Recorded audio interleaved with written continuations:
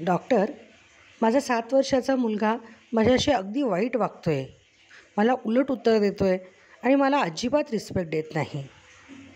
जेव्हा त्या मुलाची आई मला भेटायला आली आणि मुलांच्या या तक्रारीचा पाढा ती वाचू लागली, तेव्हा मी ते सगळं शांतपणे ऐकून घेतलं आणि त्यांना त्याच्यामागची कारणं काय आहेत हे समजून सांगितलं.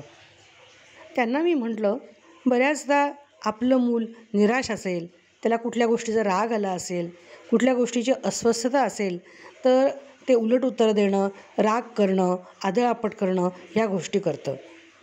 मग अशा वर्तणुकीच्या समस्यांवर, वागणूक समस्यांवर आपण नेमका उपाय कसा शोधायचा आणि त्याच्यावर कसा कंट्रोल आणायचा?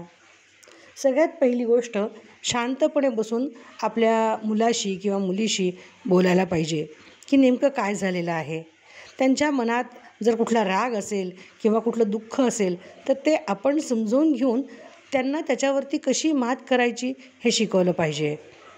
त्यांना थोडासा वेळ दिला पाहिजे आणि पुढच्या वेळेस जर असं घडलं तर अशा पद्धतीने तुझं वागणं मी सहन नाही करणार हे स्पष्टपणे सांगितलं पाहिजे.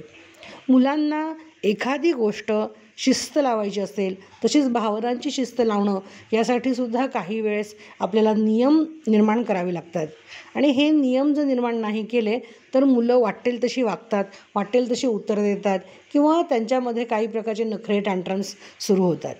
मग त्यासाठी मुलांच्या भावनांवर नियंत्रण आणण्यासाठी मुलांना हळूहळू समजून घेणं, त्यांना बोलतं करणं, त्यांच्या या वागण्याच्या मुळाशी नेमकं काय कारण आहे, त्यांच्या भावना नेमक्या कुठे दुखावल्या गेल्यात हे समजून घेऊन त्यावर हळूवार फुंकर मारली ना की मुलं आपोआप खुश होतात आणि चांगली वागतात.